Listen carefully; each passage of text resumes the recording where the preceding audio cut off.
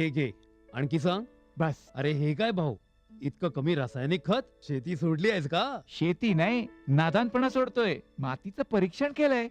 आता तर भाऊ जितकं आवश्यक आहे तितकंच खत शेतात टाकू. हा.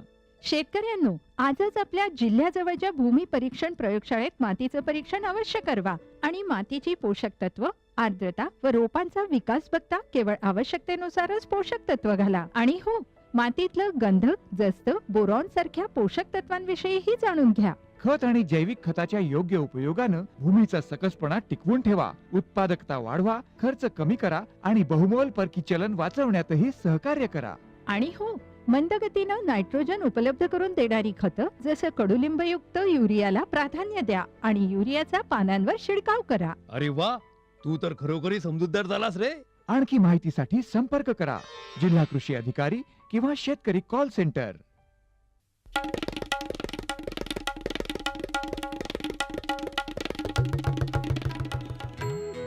मामी, मी शाळेला जाते बरं. शाळेला?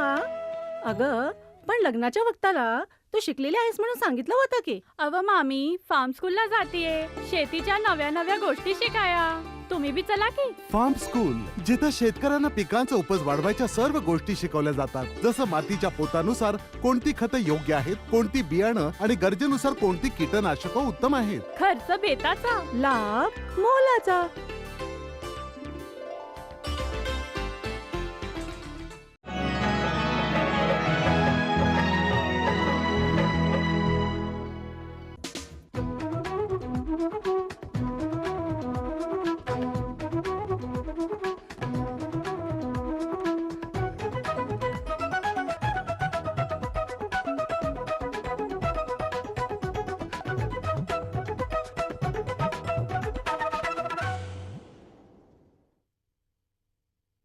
बाजार समित्यांमध्ये सुद्धा आता स्वच्छ भारत अभियान राबवणार, राज्यात नारळ पीक विमा योजना राबवणार, बीजोत्पादन कार्यक्रमाला यंदा दुष्काळाचा फटका आणि ऊस तोडणी यंत्राद्वारे ऊसाची तोडणी करण्याकडे राज्यातल्या साखर कारखान्यांचा वाढता कल.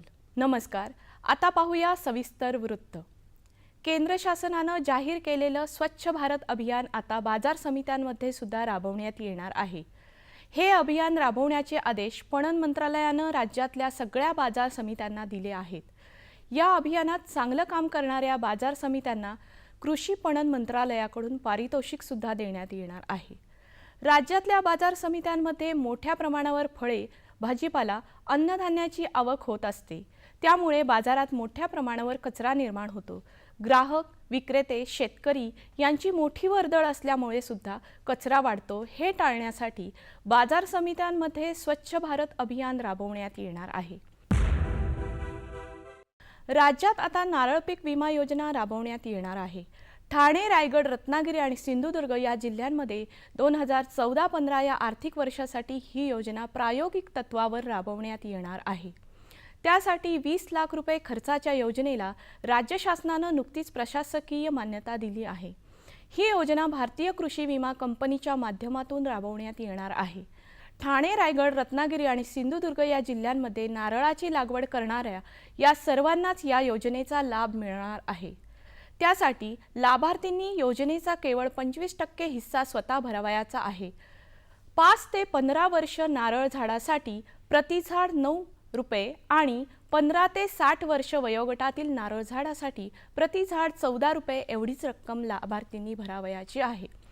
उर्वरित 75% रक्कम केंद्रीय नारळ बोर्ड आणि राज्य शासनाकडून जमा केली जाणार आहे.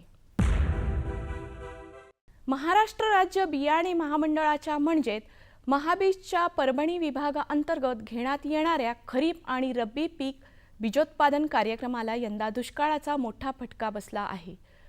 खरीप बियाण्याच्या उत्पादनात मोठी घट आली आहे. तसेच रब्बी पीक बीजोत्पादनाच्या क्षेत्रात सुद्धा घट झाली आहे.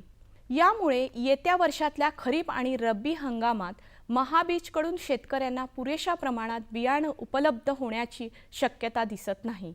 महाबीजच्या परभणी विभागात परभणी, हिंगोली, नांदेड, लातूर, उस्मानाबाद आणि सोलापूर या 6 जिल्ह्यांचा समावेश आहे. 2014च्या खरीप हंगामात वाढीच्या आणि परिपक्वतेच्या काळात पाऊस न झाल्यामुळे बीजोत्पादनात मोठी घट आली. आत्तापर्यंत केवळ 99,315.74 क्विंटल बियाणं महाबीजकडे संकलित झालं आहे.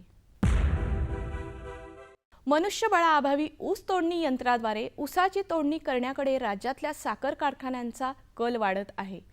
चालू हंगामात राज्यात सुमारे 195 यंत्राद्वारे ऊसाची तोडणी सुरू झाली आहे. या यंत्राद्वारे रोज सरासरी 11,700 टन एवढ्या ऊसाची तोडणी करण्यात येत आहे. यंत्राद्वारे ऊसाची तोडणीमध्ये राज्यात पुणे जिल्हा आघाडीवर आहे. या जिल्ह्यात सुमारे 52 यंत्राच्या माध्यमातून तोडणी करण्यात येत आहे. परभणी जिल्ह्यात 25, सातारा जिल्ह्यात 22 तर सोलापूरमध्ये 15 यंत्रांचा वापर करून ऊसाची तोडणी करण्यात आली आहे. त्यामुळे ऊसाच्या तोडणीचा हंगाम काही प्रमाणात कमी होण्यास मदत होईल असं या क्षेत्रातल्या जाणकारांचं म्हणणं आहे. दुष्काळ कायमस्वरूपी संपवण्यासाठी पुणे विभागात जलयुक्त अभियानाची व्याप्ती वाढवण्यात येणार आहे. या अभियानाचे यंदा चांगले परिणाम दिसल्यामुळे या अभियानाची व्याप्ती वाढवण्याचा निर्णय विभागीय प्रशासनानं घेतला आहे. पुणे विभागामध्ये 2 वर्षापासून दुष्काळाची स्थिती आहे. म्हणून प्रशासनाने दुष्काळी परिस्थितीवर कायमस्वरूपी मात करण्यासाठी जलयुक्त अभियानाची कामे सुरू केली होती. या अंतर्गत जुन्या सिमेंट नाल्याचं पुनरुज्जीवन करणं, कोल्हापूर साठवण बंधारे, शेततळी बांधणं, नवीन साखळी बंधारे बांधणं, विहिरी पुनर्भरण अशी कामं हाती घेण्यात आली होती. गहू पिकामध्ये तणाचा प्रादुर्भाव टाळण्यासाठी जरुरीप्रमाणे 1 किंवा 2 वेळा खुरपणी तसेच कोळपणी करून जमीन मोकळी करावी. अंतर मशागतीमुळे तणांचा नाश होतो व जमिनीत ओलावा टिकून राहण्यास मदत होते.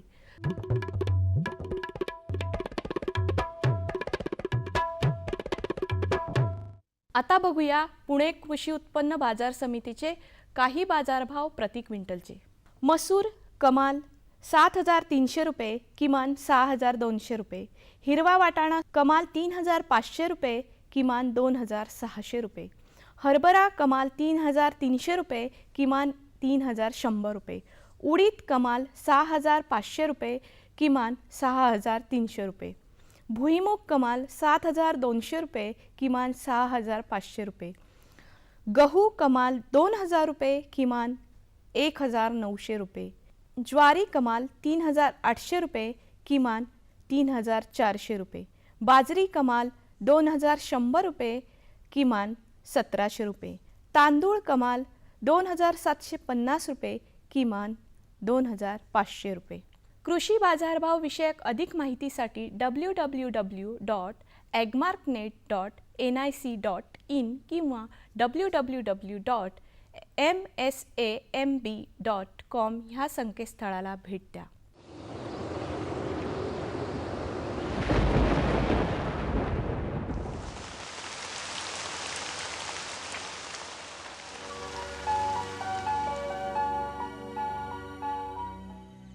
राज्यात हवामान कोरडं राहील. राज्यातल्या काही प्रमुख शहरांचं तापमान अंश सेल्सिअसमध्ये पुढील प्रमाणे. मुंबई कमाल 34 अंश सेल्सिअस, किमान 19 अंश सेल्सिअस. पुणे कमाल 29 अंश सेल्सिअस, किमान 15 अंश सेल्सिअस. नागपूर कमाल 31 अंश सेल्सिअस, किमान 15 अंश सेल्सिअस. नाशिक कमाल 30 अंश सेल्सिअस, किमान 16 अंश सेल्सिअस. औरंगाबाद कमाल 29 अंश सेल्सिअस, किमान 16 अंश सेल्सिअस. कोल्हापूर कमाल 31 अंश सेल्सिअस, किमान 17 अंश सेल्सिअस. सांगली कमाल 30 अंश सेल्सिअस, किमान 17 अंश सेल्सिअस. सातारा कमाल 29 अंश सेल्सिअस, किमान 15 अंश सेल्सिअस. आणि सोलापूर कमाल 30 अंश सेल्सिअस, किमान 17 अंश सेल्सिअस राहण्याची शक्यता आहे.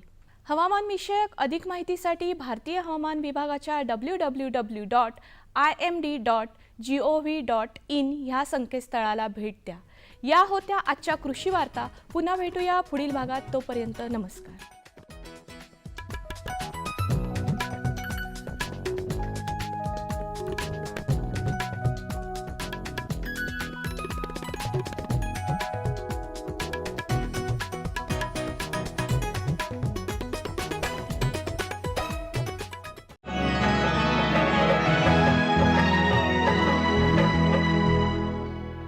सुगंधाच्या दरवळीमध्ये, स्वादाच्या बहारीमध्ये प्रगतीच्या डहाळ्यांमध्ये पसरणाऱ्या हास्यांमध्ये हिरव्यागार झाडांमध्ये, मोठ्या मोठ्या सौद्यांमध्ये, गोड मधुर गुंजनामध्ये, आनंदाच्या चाहुलीमध्ये. NHM बागवानी मिशन. आमची आकांक्षा आपलं स्मितहास्य.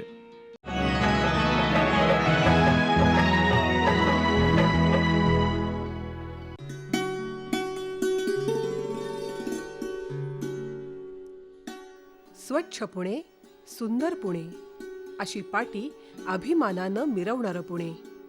आज पुणे शहर जगाच्या नकाशावर स्थान प्राप्त करणाऱ्या भारतातील शहरांपैकी एक प्रमुख शहर आहे. त्याचबरोबर शेतीमध्ये विविध तंत्रज्ञान विकसित करण्यात देखील पुण्याने अग्रमान मिळवला आहे.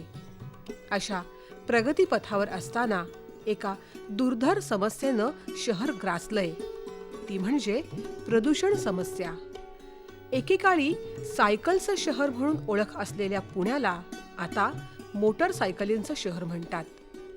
उद्योगांची विकास नगरी असलेल्या या शहराला वेगवेगळ्या प्रदूषणांचा विळखा पडलाय. मग त्यात औद्योगिक वसाहतींमधील कारखान्यांमधील धूर असो वा कारखान्यांमधील घनकचरा, त्याचबरोबर कारखान्यांमधून नदीत सोडलं जाणारं सांडपाणी असो, वाढत्या लोकसंख्येमुळे निर्माण होणारा दर दिवशी 1500 मेट्रिक टन घनकचरा याची योग्य ती विल्हेवाट लावणं महानगरपालिकेसमोर आव्हान असतं. कारखान्यांमधल्या अशा कचऱ्याची अथवा प्रदूषण नियंत्रणाची योग्य यंत्रणा उभी करणं आवश्यक असतं. त्याविषयी महाराष्ट्र राज्य प्रदूषण नियंत्रण मंडळ प्रादेशिक कार्यालय पुणे येथील श्री अनिल मोहेकर साहेब सांगतात. पुण्यात जे काही प्रदूषणाची मोठ्या प्रमाणात वाढण्याची कारणे आहेत, त्यामध्ये वाढती लोकसंख्या, त्याचप्रमाणे वाढतं औद्योगिकीकरण हे सुद्धा आहे. कारखान्यातून मुख्यत्वे प्रदूषण जे होतं ते पाण्याचं प्रदूषण, हवेचं प्रदूषण व उद्योगातून निघणारा घातक घनकचरा हे 3 प्रकारचं मुख्यत्वे प्रदूषण होतं.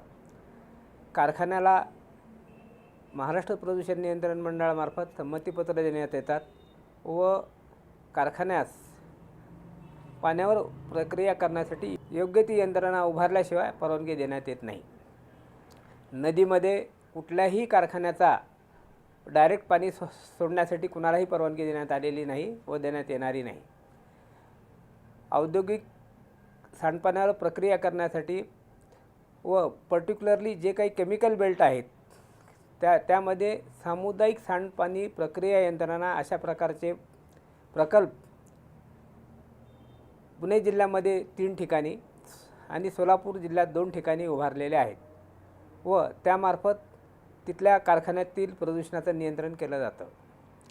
जो काही घातक घनकचरा निघतो त्यासाठी MIDCमध्ये पुणे रिजनमध्ये एक अशा प्रकारची त्याच्यावर प्रक्रिया करण्याची यंत्रणा रांजणगाव MIDCमध्ये उभारण्यात आलेली आहे. जो काही घातक टॉक्सिक प्रकारचा जो घनकचरा आहे तो इन्सिनरेटरमध्ये जाळला जातो व इतर घनकचऱ्याचं न्यूट्रलायझेशन करून सिक्युअर लँडफिल केली जाते. औद्योगिक कारखान्यामुळे जसं प्रदूषण होतं त्याच प्रमाणात मोठ्या प्रमाणावर प्रदूषण डोमेस्टिक म्हणजे लोकांची वाढती लोकसंख्या यामुळे होतं. मुळामुठा नदीचं जे काही प्रदूषण जे काही होतं साधारणपणे आपण त्याचं दर महिन्याला त्याची तपासणी करत असतो. त्यामध्ये BOD आणि कॉलिफॉर्म्स याचं प्रमाण मर्यादेपेक्षा जास्त आढळतं. याचं कारण असं आहे की मोठ्या महापालिका आहेत सर्व त्यांच्याकडे संपूर्ण पाणी प्रक्रिया करण्याची यंत्रणा नाही. पुणे शहराबद्दल बोलायचं झाल्यास पुणे शहरात 10 सिवेज ट्रीटमेंट प्लांट बांधण्यात आलेले आहेत. तरीसुद्धा एकूण पुणे शहरातून निघणाऱ्या सांडपाण्याच्या 71% फक्त प्रक्रिया त्याच्यावरती केली जाते. बाकीचं उरलेलं सांडपाणी बिना प्रक्रिया मुळामुठा नदीत मिसळलं जातं. मुळामुठा नदीचं प्रदूषण त्याचप्रमाणे भीमा नदीचं प्रदूषण यावर विचार करून महाराष्ट्र प्रदूषण नियंत्रण मंडळ पुणे कार्यालय व जिल्हाधिकारी कार्यालय पुणे यांच्यामार्फत एक सविस्तर अहवाल बनवून केंद्र शासनास सादर करण्यात आलेला आहे. प्रकल्प मार्गी लागल्यानंतर मुळा मुठा त्याचप्रमाणे भीमा नदीचं होणारं प्रदूषण मोठ्या प्रमाणावर कमी होणार आहे. पुणे विभागामध्ये जे काही बायोमेडिकल वेस्ट आहे त्याच्यावर ट्रीटमेंट करण्यासाठी साधारणपणे 5 सामायिक यंत्रणा उभा करण्यात आलेल्या आहेत व जवळपास 100% बायोमेडिकल वेस्ट यावर प्रक्रिया केली जाते.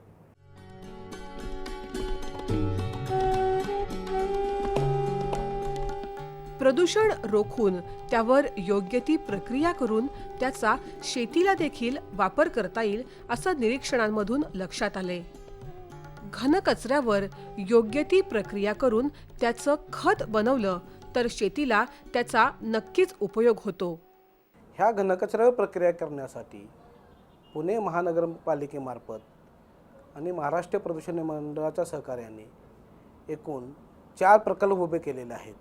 हा प्रश्न कायमस्वरूपी नाहीसा करण्यासाठी पुणे महानगरपालिकेमार्फत जिल्हाधिकारी पुणे यांच्यामार्फत आणि महाराष्ट्र प्रदूषण मंडळाच्या सहकार्याने मार्गदर्शनाने नवीन जागा पाहून नवीन ठिकाणी योग्य चांगल्या टेक्नॉलॉजीचा नवीन प्रकल्प उभा करणे आवश्यक आहे. आणि त्या दृष्टिकोनातून PMCचे पुणे महानगरपालिका महाराष्ट्र प्रदूषण मंडळ यांच्यामार्फत कार्यवाही चालू आहे.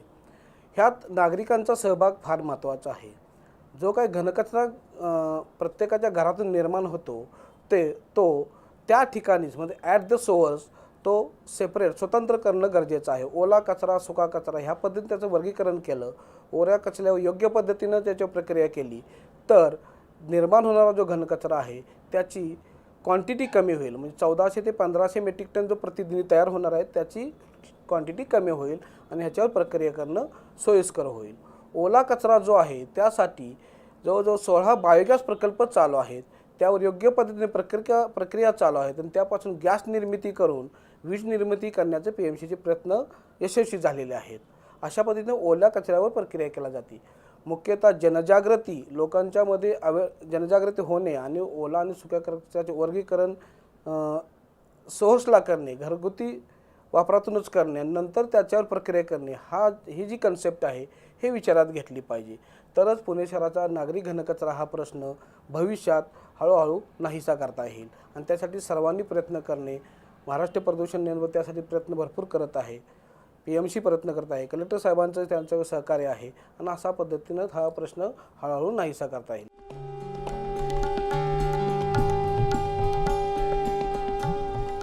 आपल्या शहराबरोबर देशालाही या समस्येनं भेडसावून सोडले. त्यात प्रामुख्यानं नव्या पंतप्रधानांनी गंगा स्वच्छता अभियानाची केलेली घोषणा लक्षवेधक आहे. प्रदूषणामुळे कचऱ्यामुळे गंगा नदीचं पावित्र्य धोक्यात आलंय. त्याच पार्श्वभूमीवर केंद्रीय पर्यावरण मंत्री प्रकाश जावडेकर साहेबांनी इंद्रायणी नदी स्वच्छतेचं आश्वासन मुख्यतः दिलं आहे. त्यानुसार महाराष्ट्रात कामाला सुरुवात झाली आहे. देशाचे पर्यावरण मंत्री माननीय श्री जावडेकर साहेब यांनी नुकताच इंद्रायणी रिव्हरवर प्रदूषण मुक्त करण्यासाठी गंगा नदीच्या धर्तीवर उपाययोजना करण्याचे संकेत दिलेले आहेत. इंद्रायणी नदीत येणारे जे काही सांडपाणी आहे त्यावर प्रक्रिया करून इंद्रायणी नदी लवकरच प्रदूषणमुक्त होईल या दृष्टीने महाराष्ट्र प्रदूषण नियंत्रण मंडळामार्फत प्राथमिक सर्वे करण्याचं काम सुरू करण्यात आलेलं आहे. हवा प्रदूषण रोखण्यासाठी कारखान्यांतून निघणारा जो धूर आहे तिथं स्क्रबर, डस्ट कलेक्टर अशा प्रकारची अत्याधुनिक यंत्रणा बसवण्याचं कारखान्यावर बंधनकारक करण्यात आलेलं आहे. जसं महाराष्ट्र प्रदूषण नियंत्रण मंडळ कारखान्याचं प्रदूषण कमी करण्याचा प्रयत्न करतो त्याचप्रमाणे जलप्रदूषण, हवा प्रदूषण व घनकचरा याची योग्य ती उपाययोजना करण्याचं काम महाराष्ट्र प्रदूषण नियंत्रण मंडळामार्फत सुरू असते.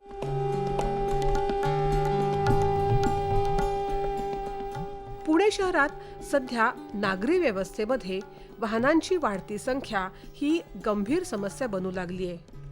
त्याचा परिणाम वाहतूक व्यवस्था कोलमडण्यावर होतो.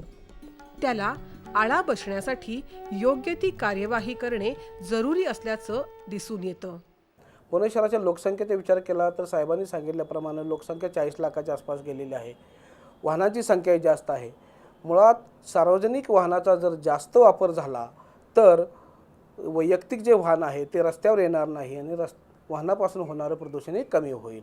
पुणे शहरात वाहनापासून होणारं प्रदूषणच हवेचं प्रदूषण जास्त आहे. रस्त्यामधून उडणारी धूळ ह्याच्यामुळे धुलीकणाचं प्रमाण वाढलेलं आहे आणि प्रदूषणामध्ये धुलीकणाचं प्रदूषण जास्त आहे. हे जर कंट्रोल करायचं असेल तर चांगल्या पद्धतीचे रस्ते तयार करणं गरजेचं आहे. चांगल्या प्रकारची लोकांना सार्वजनिक वाहतूक व्यवस्था उभी करणं गरजेचं आहे आणि त्यासाठी महाराष्ट्र प्रदूषण मंडळानं एक ॲक्शन प्लॅनही हाती घेतलेला होता आणि चालू आहे.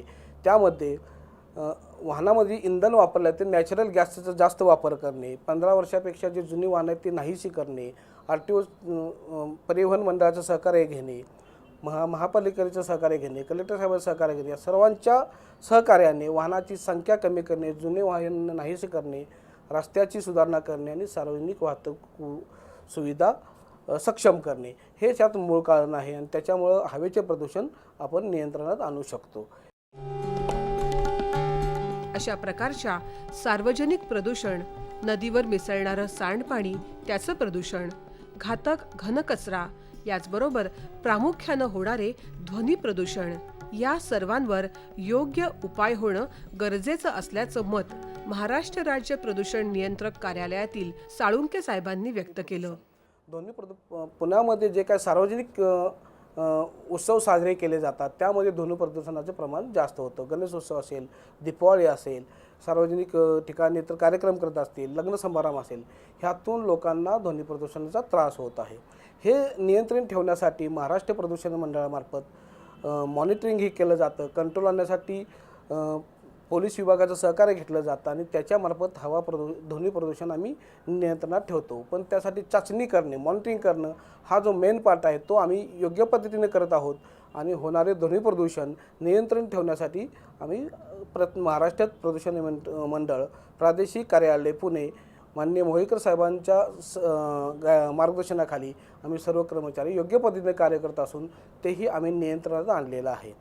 जलप्रदूषण, हवा प्रदूषण, ध्वनी प्रदूषण आणि घातक घनकचरा प्रदूषण हे पुणे शहराच्या ज्या समस्या आहेत त्या हळूहळू कमी करण्यासाठी आम्ही कटिबद्ध आहोत. आजच्या घडीला पुण्याची लोकसंख्या 40 लाखांच्या घरात पोहोचली आहे. या अशा मोठ्या शहरात दर दिवशी निर्माण होणारा घनकचरा योग्य प्रकारे विभक्त करून ओला कचरा, सुका कचरा अशा स्वरूपात केल्यास त्यावर प्रक्रिया करणं सोयीस्कर होतं. ओल्या कचऱ्यावर प्रक्रिया करून त्यापासून गॅस निर्मिती, वीज निर्मिती करण्यात पालिकेला यश मिळाल्याचं दिसून येते. स्वच्छ सुंदर शहर आमुचे, लखलखू दे ताऱ्यापरी. प्रदूषणमुक्त होई आता जिद्द आमुची ध्रुवापरी.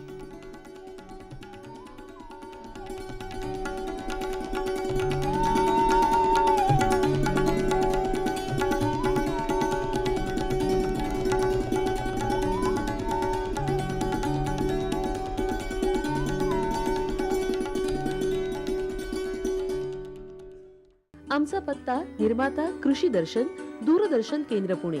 आमचे ईमेल ID असे आहे ddkpuneकृषी@hotmail.com आणि ddkpuneकृषी@rediffmail.com.